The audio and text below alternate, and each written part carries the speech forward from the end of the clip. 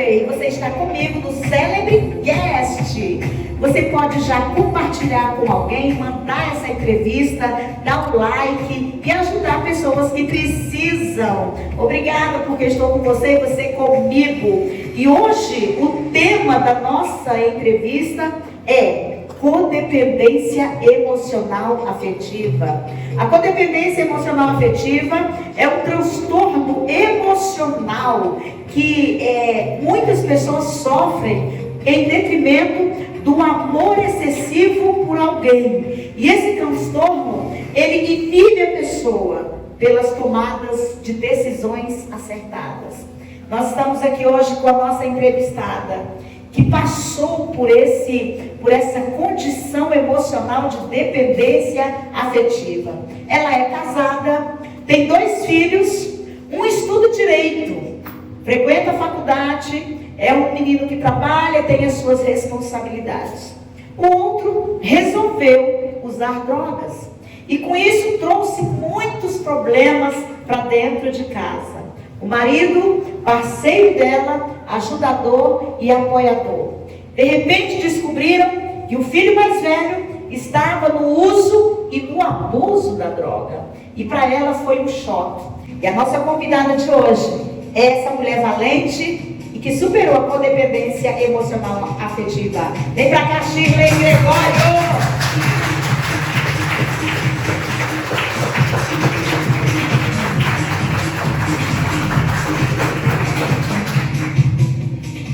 Shirley Gregório, que bom você ter aceitado o convite para estar aqui no Celebrecast, falando sobre essa doença, essa comorbidade emocional que afeta muitas pessoas, né?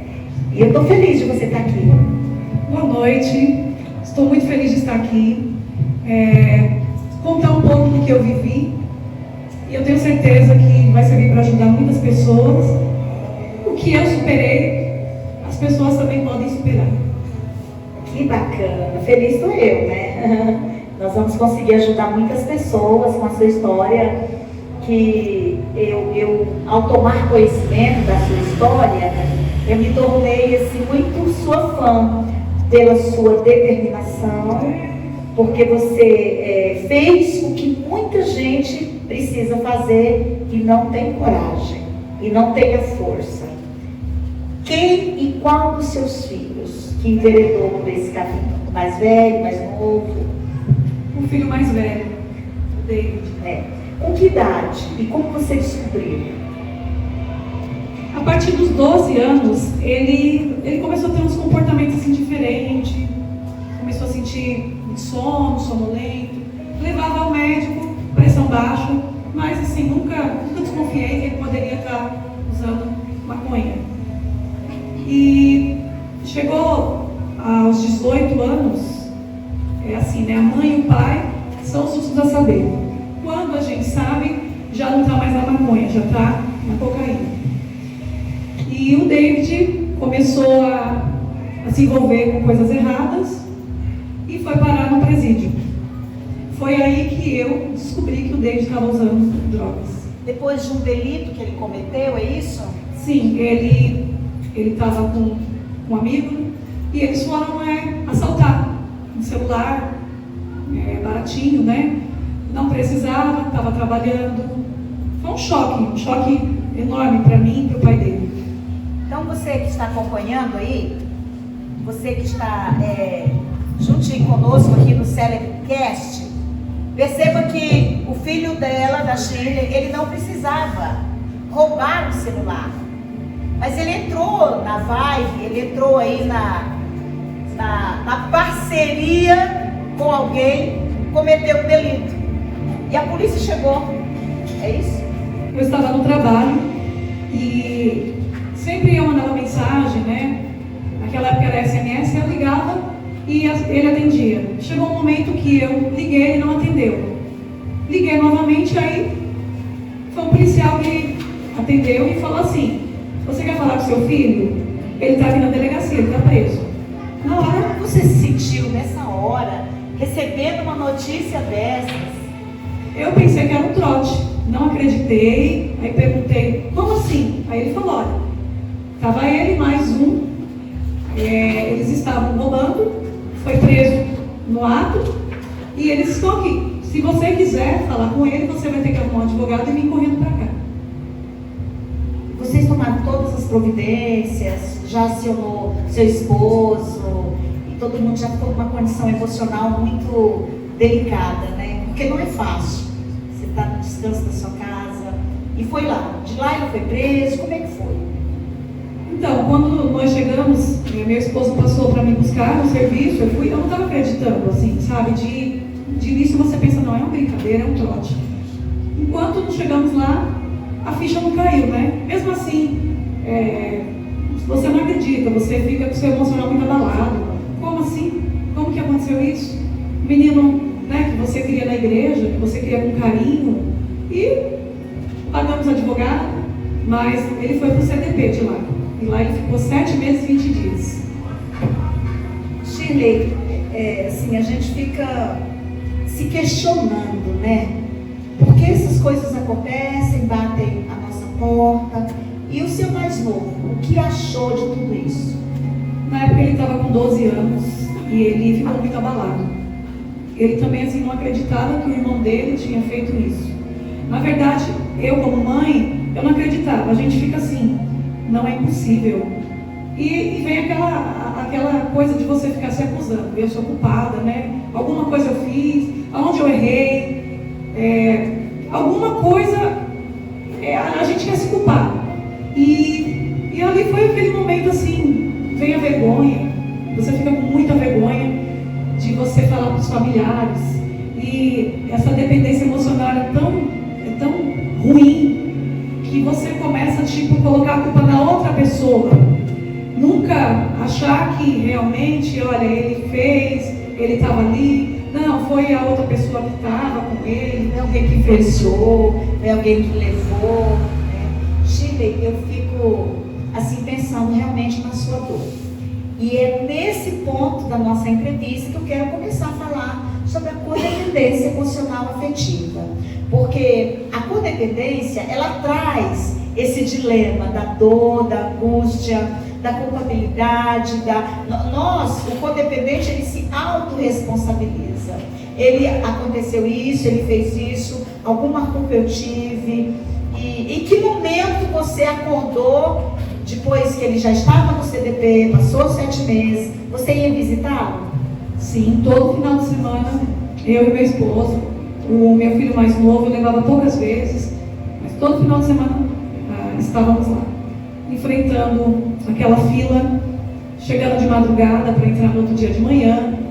Às vezes eu chego a passar mal, porque você não come o que você quer é entrar logo e ver o filho, né, de uma maneira ou de outra. E na primeira vez que eu vi ele, quando eu vi ele, eu chorei muito, ele também. Mas eu fiquei questionando, aí cheguei a perguntar, e eles são muito mentirosos. Eles são mentirosos, eles são manipuladores, eles se vitimizam o tempo inteiro. E como a gente é codependente, como você está ali codependente, você começa a acreditar no que fala, acha que, nossa, tadinho, né? Não era para estar aqui. Foi vítima. Sim. E lá no CDP ele se aprofundou muito mais. Então, se ele usava maconha, cocaína do lado de fora, lá ele usou muito mais cocaína, muito mais maconha e se aprofundou muito mais. Você conseguiu descobrir como é que foi que ele enveredou por esse caminho? Se foi algum amigo, se foram amizades, companhias com quem ele andava, se foi do trabalho, do serviço? Que hoje nas empresas existe um grande número de usuários. Eu tive uma informação essa semana que uma amiga minha tem um esposo que trabalha numa empresa onde todo mundo lá cheira cocaína, do dono até os funcionários, todo mundo tem uns momentos de pausa para cheirar cocaína. Então, assim, por um caminho, por uma porta, a droga chega. Você conseguiu descobrir, conversando com ele, como é que foi? Porque eu imagino que lá no CDP foi duro para você, quando enxergou seu filho querido, primogênito, no abraço. Eu fico imaginando a cena, como tudo aconteceu. No primeiro momento, assim, ele não contou, né? Ele falou que, ele contou que ele estava junto e aconteceu, e quando ele falou que realmente a intenção dele era pular, aí olha como que é a cabeça de uma mãe codependente. A gente quer pular essa parte, né? Você acha, não, ele está falando isso porque ele está aqui. Você pula, você quer pular essa parte, eu não quero ouvir isso. E aí depois, com o tempo, que eu fui percebendo, Caiu da ficha. foi cair na ficha, eu fui percebendo que realmente ele estava com intenção, e realmente ele foi roubar. Aí com o tempo que ele foi me contando que ele começou a usar maconha, na verdade lança-perfume na escola, ele tinha 12 anos, curiosidade. E depois a maconha, em seguida do lança-perfume a maconha, e depois dos 14, 15 anos ele experimentou a cocaína. Lembrando que a Shirley, ela é missionária da igreja evangélica, ela é filha de um grande líder religioso aqui em Diadema, que foi vereador da nossa cidade, e com toda essa base familiar, o filho mais velho enveredou por esse caminho. Então, o uso da droga, eu quero dizer para você que também é uma decisão. É uma decisão, porque a mídia está aí, e nós estamos aí sempre sendo informados a respeito da degradação da droga, o que ela pode fazer na vida de uma pessoa. E a vergonha, como foi para você contar para os seus familiares? Como é que foi? Você se sentiu inibida? Foi difícil? Como foi isso? Como eles receberam? Na verdade, eu não tinha coragem de contar realmente o que tinha acontecido. Eu falava que ele estava lá, mas que ele não tinha participado. Isso no começo. Eu consegui contar a verdade assim para o meu pai e pouco para minha mãe. Mas os meus irmãos, minhas irmãs, eu não tinha coragem de contar assim os detalhes. Fora que você anda na rua, você parece uma múmia. Sua cabeça está em outro mundo. Aí parece que as pessoas estão te olhando, te acusando, né? O que passa na sua mente? Nossa, olha, o filho dela está preso. Os vizinhos, eu tinha muita vergonha, porque querendo ou não, muita gente ficou sabendo. E na verdade, muita gente sabia que ele usava, mas nunca teve coragem de me falar. Muita gente vai ver essa entrevista. Você está pronta para receber comentários? Você está preparada? Ou você já superou essa vergonha? Porque ensinar, você ensinou. A decisão do uso da droga foi dele. E você é essa mulher forte, valente, que está aí sempre estendendo a mão, mas com muita consciência daquilo que você está fazendo. Ou você se culpa pela tomada de decisão? Você chegou a interná-lo? Sim, ele ficou internado em 2013 em uma clínica psiquiátrica. Quando ele saiu do CDP. Ele desenvolveu alguma comorbidade? Sim, sequelas. Ele tem transtorno bipolar. Ele toma remédio, né, para esse transtorno. Ele já teve surtos. Então, de 2013, quando ele saiu da clínica psiquiátrica, ele ficou bem. Eu comecei a participar do grupo de apoio com ele preso, para me fortalecer. E aí, quando ele saiu, ele começou a participar comigo também. E aí eu fui vendo, entendendo e aprendendo que eu não tinha culpa. Eu não era culpada, nem meu esposo. Não foi eu que dei cocaína para ele usar, nem a maconha. Não coloquei na mamadeira, não coloquei na comida. E aí eu fui conhecendo esse lado, essa ajuda, que me fortaleceu. O grupo de apoio, né? Sim, Foi muito importante. O grupo de apoio, eu liderava o grupo e ela participava de forma muito fiel, estava sempre nas reuniões e conseguíamos sentir a dor dela. E ela foi tratando a dor. A codependência precisa ser tratada. E ela é uma doença sim. Mas eu quero também, nesse momento, chamar uma outra convidada, uma convidada muito especial que viveu a questão da drogadição. A convidada foi casada com um usuário de drogas, chegou a usar drogas com seu marido, deixou a droga e depois passou um período convivendo com ele. E ele insistia para que ela usasse. Ele insistia E ela começou a tomar alguns posicionamentos que é o que falta na vida de muitas pessoas. Pode ser que você esteja precisando desse posicionamento, dessa força da Shirley, dessa coragem, da minha próxima convidada, que é Vanessa Moura Fé. Vem pra cá, Vanessa.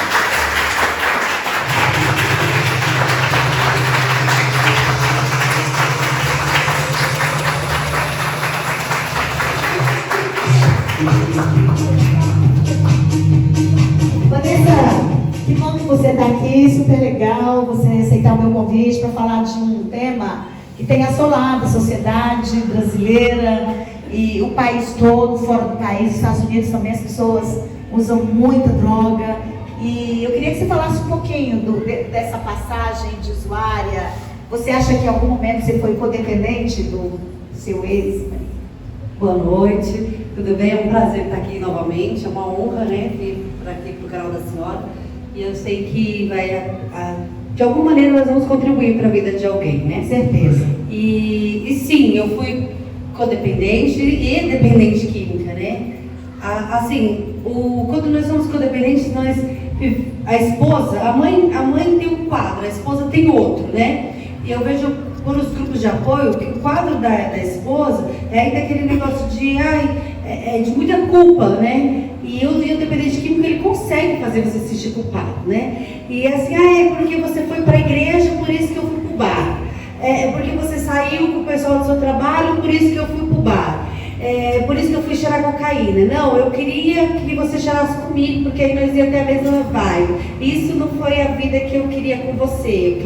E aí você começa a falar, poxa, ele, coitado, né? Eu saio e deixo ele sozinho, por isso que ele vai beber, por isso que ele vai pro bar. E aí tem muitas mulheres hoje na igreja que acham que vai resolver na oração, né? Eu vou resolver na oração. Eu creio que a oração quebra qualquer barreira, qualquer julgo.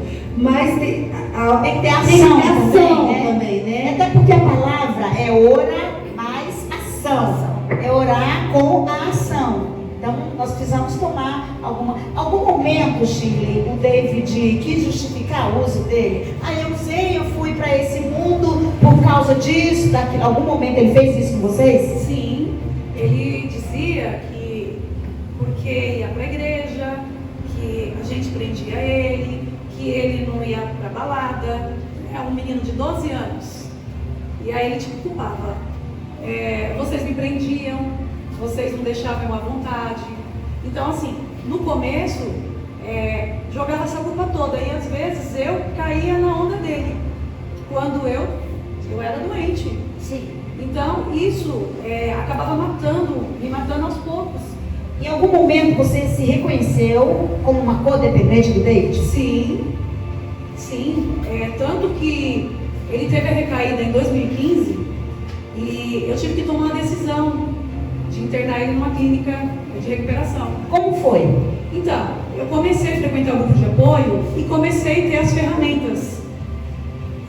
Porque eu precisava de ficar bem. Para mim ajudar ele, eu tinha que ficar bem. Senão, do jeito que eu estava, eu não ia internar. E aí eu aprendi que lá ele ia ficar bem, que ele ia se recuperar. O meu esposo, ele ficou assim meio que não querendo. E na passagem do ano, de 2014 para 2015, ele deu muito trabalho. E eu tive que tirar ele do carro de umas pessoas que ele estava entrando no carro para sair. Tirei, peguei. Você enfrentou isso, Chico? Enfrentei, entrei dentro do carro, tirei ele. Falei, você vai sair daí. E aí... Você não vai com eles? Não vai com eles. E falei, vocês não são amigos deles. Aqui é pai e mãe. Esses caras queriam enfrentar eu mais o Zé Vitor. E eu falei, pode vir pra cima, mas aí ele não fica. E aí tirei ele. Fomos pra casa. A vergonha, né? Porque virada de ano. Fomos pra casa e falei pra ele assim, ó, vai dormir. Fiz a malinha dele todinha. E de manhãzinha acordei, tomou café. Não precisava dele falar que não ia, porque eu também não perguntei. Só fiz a mala e falei, mas estamos indo lá pro Projeto CRE. Até porque, Shirley, o dependente químico ele não tem capacidade alguma para tomada de decisões. Quando você usa droga, você perde essa autonomia, que é a tomada de decisão de ir, de vir, de querer. Não, ele não vai mais tomar decisões, porque ele perdeu esse direito. Então a Shirley, ela tomou essa iniciativa para internar o seu filho numa clínica de recuperação. E você, Vanessa? Você levou, como é que foi aí? Aí depois de muito muitas dificuldades, né? Muitos momentos de você sair, de ir embora, passar vergonha, porque chega, faz escândalo. Eu falei, olha, não dá, você procura ajuda ou você vai embora.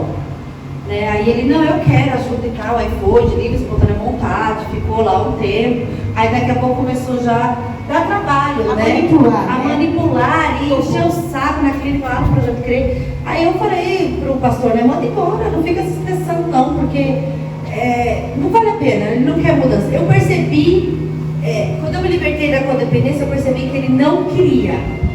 Ele não queria. Você identificou isso? Eu identifiquei isso nele. E ele me falou também uma vez, né? Eu nunca quis, ele me disse, eu gosto da vida que eu levo, eu não quero ir para a igreja. Eu fui para a igreja a vida inteira, eu não quero isso para mim. E eu falei, mas esse cara não quer ajuda, eu vou ficar gastando minha energia. E eu sou, tudo que leva muita energia minha, eu já quero deixar para lá. Aí eu falei, então tá, foi, não quis ficar, voltou. Quando ele voltou, ele veio para minha casa. Aí eu falei, aqui eu não quero. Aí ele foi para a mãe dele também não era nada codependente, né? Aqui eu não quero. Aí foi para casa de amigos, mas também não conseguiu ficar. Vanessa, aí voltou para a clínica.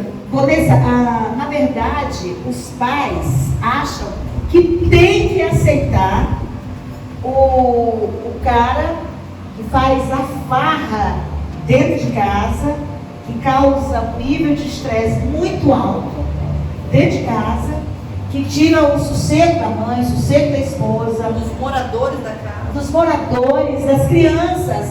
E as pessoas acham que está tudo bem, que tem que aceitar tudo isso. E você não aceitou isso que está falando? Não, eu pensava assim comigo. As pessoas têm muito. Mas vai criar os filhos sem o pai. Eu pensava assim comigo. É melhor não ter um pai dentro de casa do que ter um pai que não dentro de casa que fica causando intriga, não tendo paz. Porque o que adianta você ter um símbolo de pai em casa que ele não traz paz? Porque eu vivi isso com meu pai.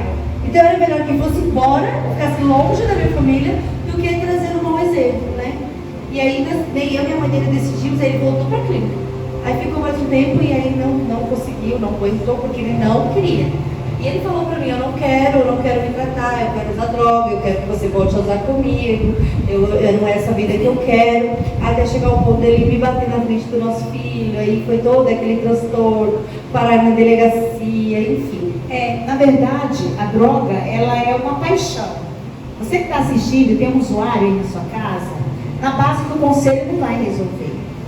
Porque você já falou tanto, você já aconselhou tanto, você já chorou na frente dele, e ele já jurou de pé juntos que não ia mais recair, que não ia voltar ao uso, e ele voltou. E a tristeza, a angústia e todos aqueles problemas começaram novamente. Chile, quando você colocou o David na clínica, foi do Projeto CRE, né? Colocou no Projeto CRE, como você ficou em casa? Depois que ele estava internado, que você ficou sabendo que ele estava no... O Projeto CRE é uma clínica muito séria, tem recuperado muitas pessoas, é uma clínica onde eles cuidam do paciente de uma forma muito especial. E como você ficou em casa? Então, na verdade, eu levei, deixei lá, assinei para ele ficar 9 meses. Ele pensou que ele ia ficar um mês. Você?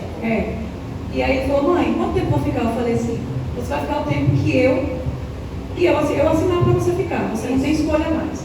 Aí deixei lá, cheguei em casa, chorei muito. Chorei, Imagina. A gente fica assim, nossa, por mais que você fale assim, lá ele está bem, tudo mais, eu comecei a tirar aquele peso de mim, sabe, aquela angústia. E aí eu falei, não vou chorar mais, agora eu vou cuidar de mim, cuidar do meu outro filho, do meu esposo, da minha casa. O tempo que ele ficou lá foi o tempo que eu fui cuidar de mim. Chile, mas assim, precisa ter muita determinação para tomar uma atitude dessas? Sim, fora as críticas que a gente ouve, as pessoas criticando. Você teve Que tipo de crítica? Você teve coragem de internar seu filho numa clínica de recuperação? Nunca eu faria isso. Mas aí eu falei, eu vi o meu filho numa cadeia, eu vi o meu filho preso. Então eu ia visitar ele numa cadeia. E eu não quero ver ele recuperado.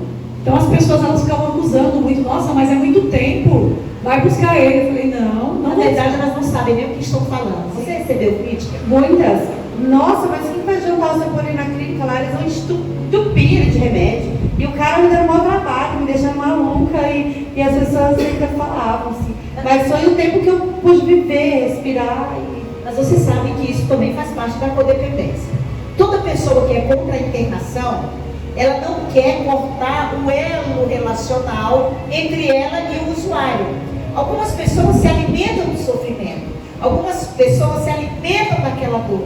Nossa, mas que absurdo essa psicóloga está falando. É porque nós estudamos o comportamento. Então a dor daquela pessoa é a sua motivação para ficar firme, para ficar de pé mesmo, aos trancos e aos barrancos. Porque a Shirley chegou um momento que ela não tinha prazer de escovar o cabelo, de se arrumar, sim ou não? Sim, a gente fica num estado terrível. Não sente fome, não quer se arrumar, não quer sair para lugar nenhum. Festa de família a gente não quer participar, porque você tem vergonha, você fica com medo das pessoas perguntar o que está acontecendo, né? Quem não sabia de perguntar, cadê o seu filho? Então, assim, você começa a se trancar, você começa a se fechar e não querer contato mais com ninguém. E assim, você desenvolveu algum transtorno, ou você superou conforme as ferramentas que você foi aprendendo no grupo de apoio? Passou noite de sono? Passei muitas noites sem dormir. Teve vezes de eu e meu esposo sair de madrugada atrás dele. Ele chegou a fazer o meu esposo perder o emprego. Ele precisava de fazer um treinamento. E ele não conseguiu ir no outro dia porque ficou a noite toda sem dormir. E ele foi chegar em casa às 6 horas da manhã, isso das 11 da noite até 6 da manhã. E aí meu esposo perdeu o treinamento, foi mandado embora do emprego. Então, assim, a nossa vida ela começa a ficar emocionalmente terrível, destruída. Na verdade, a gente começa a ver a vida do outro, né? Assim, quantas vezes eu deixei de ir para festa de família também? Quantas vezes eu deixei de fazer o que eu queria para ficar com a pessoa? Porque se eu ficar aqui, ele não vai usar droga. Se eu ficar aqui, ele não vai sair. Se eu não for para essa festa, ele não vai beber, porque eu não estar em casa. Então a gente acaba começando a abrir mão de coisas que a gente gosta de fazer para que o outro possa ser bom. É uma linha muito tênue, né? É uma linha assim muito delicada. Você fica assim, eu vou deixar de sair para ele não usar. Na verdade, o usuário de droga, ele quer dominar tudo e a todos. Então, o papel do dependente químico é se isentar da culpa dele e achar um culpado. Você é responsável. Sabe por que eu saí? Porque você foi para a igreja e me deixou só. E as pessoas abraçam isso. E como sair disso, Vanessa? Como você conseguiu sair disso?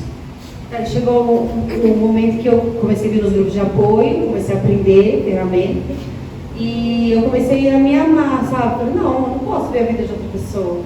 Por mais que nem os meus filhos, nem por os meus filhos eu vou ficar mais com ele, né? Porque as pessoas, o pai dos seus filhos tem que lutar pelo seu casamento. Não, aí eu cheguei numa conclusão e falei, nem por os meus filhos eu vou fazer isso. Eu tenho quase 30 anos, na época eu tinha 30 já, né? Eu já passei. Eu falei, eu tenho 30 anos, a Bíblia diz que nós vemos bem até 80. Esse foi meu pensamento. E até 80, então eu tenho mais 50 anos para viver bem. Eu não vou ver mais 50 anos nisso. Eu preciso ser feliz, eu preciso me libertar disso. E aí você está separada há quanto tempo? 4 anos. Você tem informação se ele mudou de vida? Não mudou. Continua no uso? Continua. Ele sumiu, na verdade, ele aparece de vez em nunca, não sei onde ele mora. Quem leva as crianças para meus avós sou eu, porque eu tenho muita consideração pelo pai dele, pelo meu ex-sogro e pela minha sogra também, então eu levo meus filhos para visitar os avós.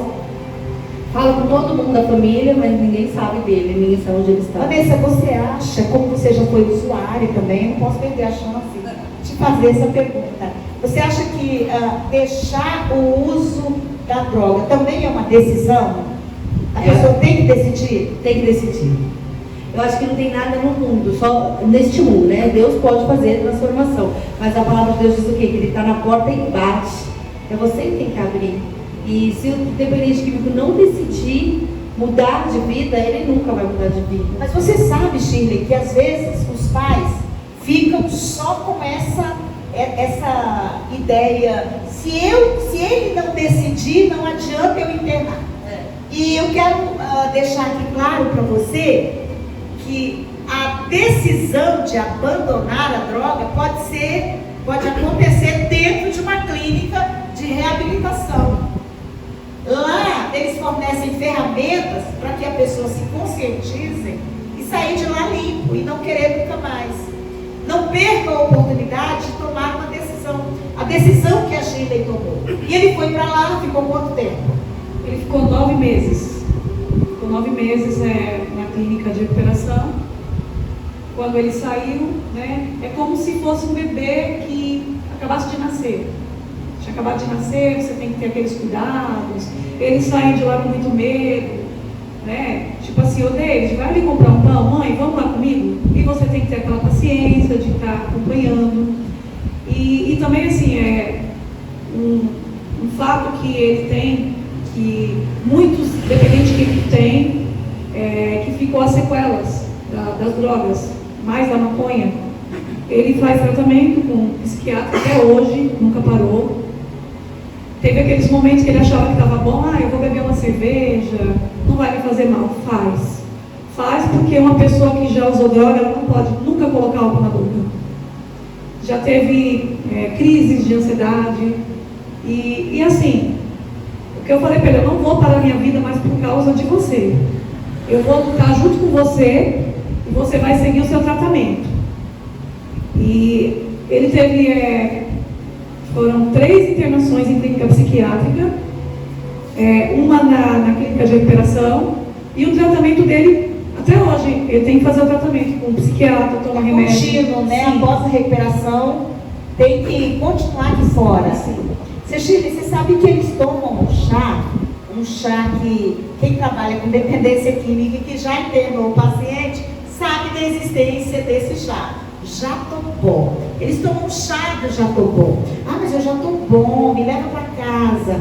Eu já estou bom, eu posso tomar uma latinha de cerveja. Mas isso se chama eles mesmos se auto-manipulam. E o David quis provar para você que já estava bom. E recaiu. Sim, com álcool, que na verdade é uma droga. As pessoas às vezes pensam assim, não faz mal, faz sim. E isso gerou muitos problemas. Tive que levar lá para o Bezerra de Menezes, ficou lá. E aí eles foram estudando o quadro do David. De princípio falavam que podia ser esquizofrenia, por causa das drogas. E depois chegaram à conclusão de ser transtorno bipolar. Por isso que ele tem que sempre estar fazendo tratamento. Né? Sim. E assim, hoje eu não tenho mais vergonha de chegar que legal. na minha família e dizer tudo o que aconteceu com ele, tipo assim, não deixo de participar de festa de família por causa dele. Sim, vou junto. A única coisa que eu converso com todo mundo é assim, ele não pode beber. Não oferece nada para ele de bebida. Falo tanto com a minha família como a do meu esposo.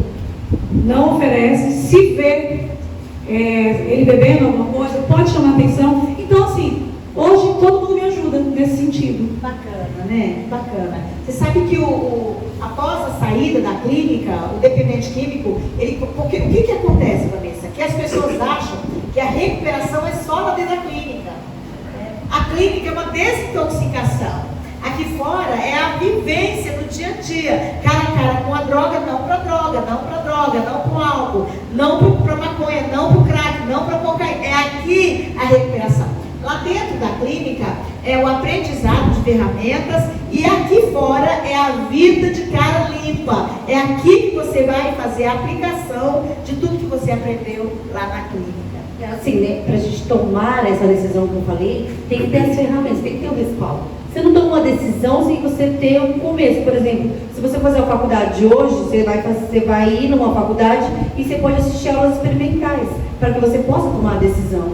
A clínica é o pontapé da tomada de decisão. A igreja é o pontapé da tomada de decisões. Aí quando sai, a pessoa tem que se decidir, né? Não quero mais. Na verdade é um conjunto, né, Shirley? A Shirley sabe muito bem disso, está sempre orientando o filho, é um conjunto. O dependente químico, ele precisa fazer a psicoterapia, ele precisa, que também pode ser feita essa psicoterapia na partilha, que é o grupo de apoio deles, ou com o psicólogo diretamente. Ele precisa tomar medicação, se por acaso for receitado pelo psiquiatra, e ele precisa praticar espiritualidade. Então, a dependência química, ela é tão desastrosa que você precisa continuar fazendo tratamento aqui fora. Mas o que mais me incomoda nas famílias é a ignorância a respeito dessas ferramentas. Porque a família acha, colocou lá, está pronto, para viver aqui fora. O que você tem a dizer sobre isso? Esse período de tratamento do dependente químico, a família tem que procurar ajuda. Porque se ele sair de lá, aí vai ter uma mãe que sempre está falando sim. Ô mãe, me dá isso, mãe, me dá aquilo. Sim, toma, toma. Se tiver o pai, né, que passa a mão na cabeça, nunca vai mudar de vida, nunca vai melhorar. Então, nós precisamos também de nos tratar. A gente precisa de... Eu fiz terapias, eu participei de grupo de apoio, onde eu tive as ferramentas. Eu falo muitos não pro David, até hoje. Não. Então, a gente aprende a falar não, porque eles têm que ouvir não. E aí eu falo assim que eu me curei. Hoje você diz não sem culpa? Não sem culpa, é isso? Se não sem culpa, eu preciso prosseguir a minha vida, eu tenho trabalho na igreja, eu não posso parar. Então, aquela coisa, já vi muitas amigas minhas que morreram por causa do filho dependente químico, porque viu ele machucado, teve derrame, infarto. E quando a gente ia falar interna, não, mas ele não é viciado. Elas falam isso. Aí morreram, os filhos continuam aí aprontando, fazendo o que quer, porque não se cuidou. Tudo que o dependente químico, o que acontece? Quando a gente fala em dependente químico, eu recebo ligação, já recebi muito mais, de diversos lugares de São Paulo, fora do Brasil. Olha, doutora Miriam, eu quero falar que meu filho, ele não usa drogas, ele só bebe. Então, assim, você já vê o nível de compreensão que a pessoa tem da doença. Porque a drogadição é uma doença, né? Vocês sabem que ela tem CID, ela é reconhecida pela medicina como uma doença. Então a pessoa me liga e diz assim, meu filho não usa droga, ele só bebe. E como já foi dito pela Shirley, né, sobre o alcoolismo, que é uma das drogas mais violentas. E eles dizem, eu paro a hora que eu quiser. Para, Vanessa? Não para. Não para. Por quê? Porque quando eu fumava muita maconha, né? E eu gostava de fumar maconha, e fumava. Aí eu falei, não, quando eu quiser eu paro. Quando eu quiser eu paro. No dia que eu fui parar, eu não consegui parar. Por causa da dependência orgânica? Você começa a ficar extremamente estressado, você não consegue fazer, eu não conseguia pensar, sabe? Sei lá, vou trabalhar, eu tenho que fumar um baseado, senão eu não consegui trabalhar. Eu não conseguia fazer almoço, fazer comida. Não, bola muito, eu não consigo fazer comida sem fumar um baseado. Então começou tudo, porque ela fez. Mas isso é um reflexo da dependência? E eu falei, vou parar nada, eu não conseguia parar. Tanto que eu parei, estou limpa há 6 anos, só que eu tive uma recaída, né? E se eu fosse sincera mesmo, estou diante da igreja, estou no altar, se eu não beijar, eu caio de novo. Então, porque é uma doença, e é por isso que você pratica a espiritualidade, é por isso que você está sempre buscando, está sempre se alimentando, né? Realmente a dependência química é cruel, né, Shirley? Nós estamos caminhando para finalizarmos a nossa entrevista com 2 mulheres maravilhosas que superaram a codependência, que hoje dizem não sem culpa. A Shirley é uma mãe assim que eu admiro muito, não deixou de viver a vida dela por causa da doença que o próprio David foi e adquiriu. Mas também não deixa de estar direcionando, de estar orientando, de estar fazendo, né? Que é uma diferença. A pessoa se torna codependente, hoje eu encontro a Shirley arrumada, produzida, mas ela está sempre no comando da decisão, das decisões que o filho mais velho toma. Mas ela não se deixa debilitar com isso. Não é não. Não vai. Tem que fazer, tem que tomar medicação, né, Shirley? Eu estou aqui recebendo informações de que estão chegando perguntas do nosso auditório. Vamos responder as perguntas? As perguntas podem ser feitas para qualquer uma de nós.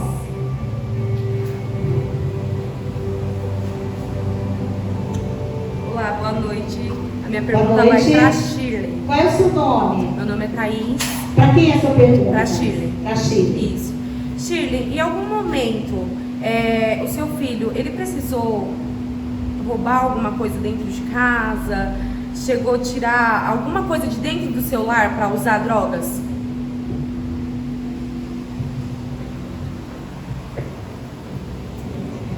Então, dentro de casa não, porque ele trabalhava, então ele usava droga com o dinheiro dele. Poderia chegar sim, se eu não tivesse tomado atitude, ele poderia ter chegado a esse ponto.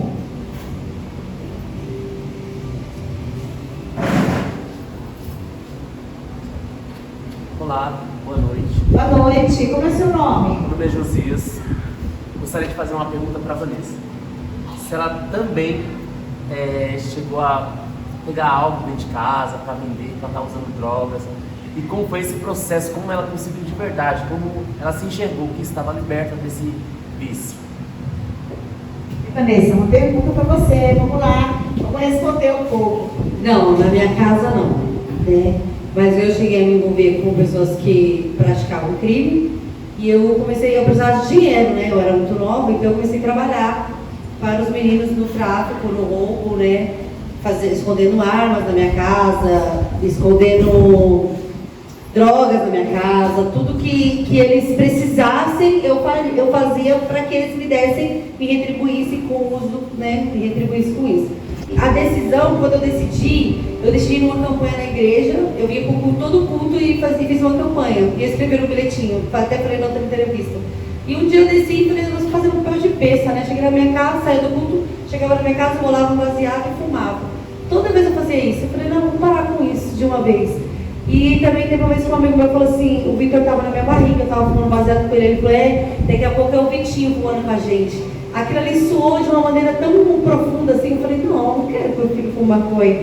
Mas eu fazia tudo para fazer ele fumar maconha. E aí eu fui decidindo, fui parando. Hoje, por isso que eu venho para a igreja, como ela falou, eu pratico todas, evito lugares e pessoas, pratico a espiritualidade, estou sempre buscando a presença de Deus. Por isso que eu vou seguir.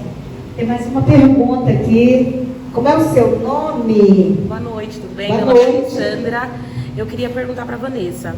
Vanessa, tira uma dúvida. Como foi a convivência sua com seus filhos em relação a você e seu esposo naquela época usando droga e perto de crianças? Se vocês usavam perto das crianças, como foi a convivência perto deles e como eles estão hoje em relação a todo esse processo?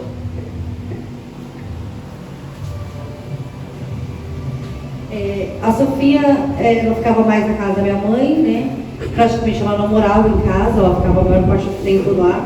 Ela chegou a ver você usando? Sim, quando ela estava com a gente levava ela para passear para os rolês de rock and roll que nós íamos, ela via a gente fumando, via o pai dela cheirando, em ambientes, lugares, né? Ela frequentou. O Vitor não, porque o Vitor tinha 5 meses, eu fui para a igreja. Então, se o Vitor sentiu, as sequelas do Vitor é na gestação e a amamentação, que até os 5 meses dele eu ainda fumava, né? Mas a Sofia, ela sofreu mais isso, né? Essa penalidade. E assim, hoje hoje nós temos paz, né? Então, por uma querida, ela fala, mãe, por mais que meu pai não está aqui, hoje a nossa casa tem paz, não tem briga, porque era briga, era grito, era droga, não tinha paz. Hoje nós temos paz. Se eu vou para minha casa tranquila, se eu sair daqui 11 horas da noite, eu não vou embora pensando, ai meu Deus, vai brigar, vai ter briga, não sei o que, não. Eu vou no meu horário e tenho paz. E você, Shirley, chegou, hoje tem paz aí dentro, como é que você está? Me fala de você. Você é uma pessoa importantíssima na vida do David. Sim, a minha vida mudou muito. É isso que eu falo, você saber falar não. Ele não domina mais a minha mente, né? Ele não me manipula mais. E eu vou para a igreja, como eu falo, a espiritualidade, a gente tem que estar buscando a Deus, porque a nossa força vem do Senhor, mas Deus não vai descer lá do céu e falar para você assim, você precisa falar não, né? A gente tem que falar não, a gente tem que buscar as ferramentas para poder ajudar eles. Então foi o que me fortaleceu. A gente busca Deus, mas a gente tem que tomar nossas decisões. A palavra oração, ela é o quê? Você tem que orar, mas você tem que ter ação. E que palavra, como nós estamos aqui caminhando, para finalizarmos essa entrevista, que palavra você deixaria para uma mãe? Quero que você olhe ali e fale que lição você aprendeu, o que restou de tudo isso? A lição que eu deixo para as mães é: observe os seus filhos, olhe o comportamento, se está muito sonolento, se está muito irritado, converse com ele, procure ajuda. Se descobriu que está usando drogas, vai para o grupo de apoio, faz terapia, se fortaleça, toma decisão, coloca numa clínica de recuperação. Ajude seu filho a você falar não para ele. Você não pode dizer sim em todo momento. É não. Posso ir ali? Não. Olha, você vai trabalhar, você tem a sua renda, você tem que ter o seu dinheiro. E hoje a gente vê muito isso. As mães, os pais estão dando muitas... facilitando para os adolescentes. Narguile. Os pais estão comprando narguile para os filhos usarem dentro de casa. Isso é uma droga. Isso acaba com a pessoa. Então, pais, prestem atenção. Não levem isso para a sua casa. Não dê dinheiro para o seu filho para estar usando essas coisas. Tem sequelas. Isso acaba com a família. Muito obrigada. Vanessa, você tem... vamos agora para as considerações finais. Você tem uma palavra para deixar para quem está assistindo? A palavra que eu deixo, eu já falei aqui, né? Quantos anos você tem? Quantos anos mais você vai viver essa vida que você está vivendo, né? É isso mesmo que você quer? É isso que você quer para a sua vida? E se você não for, se a resposta for não, procure ajuda, mas procure um tratamento sério, faça um tratamento sério, procure uma igreja, procure um lugar que você goste espiritual, evite lugares, pessoas. E se você é esposa que está nessa situação, você precisa tomar uma ação, né? Talvez uma ação radical como a da Chico, você vai e acabou, ou talvez uma ação mais drástica de eu não quero mais você na minha vida. Mas tome uma ação, não fique só na oração, porque você merece ser feliz também. Eu quero aproveitar e pegar esse gancho aí. Ontem eu fiz um culto. E após o culto, eu fui procurada por uma esposa que já vive há muitos anos com o marido, orando por ele, jejuando por ele, fazendo campanha por ele, buscando por ele. E ele é usuário de droga, e a droga que ele usa e abusa é o alcoolismo, totalmente alcoolista. E ontem ela me disse que ele já está naquele processo do tremor, ele já está tendo alucinações, que é muito típico do usuário da droga, que é o álcool.